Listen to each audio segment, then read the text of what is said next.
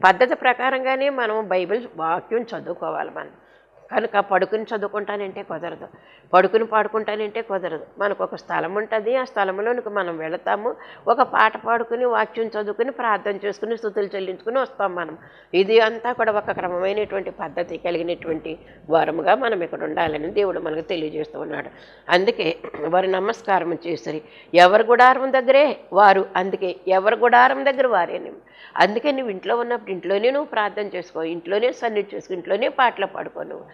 మరి వారానికి ఒకసారి రమ్మన్నప్పుడు అంటే సంఘ నిర్ణయాలు కొన్ని ఉంటాయి కాబట్టి శుక్రవారం రావాలా, బుధవారం రావాలా, ఏ వారం రావాలనే నిర్ణయం ఒకటి ఉంటుంది కదా సంఘానికి, పాస్టర్ గారికి అని.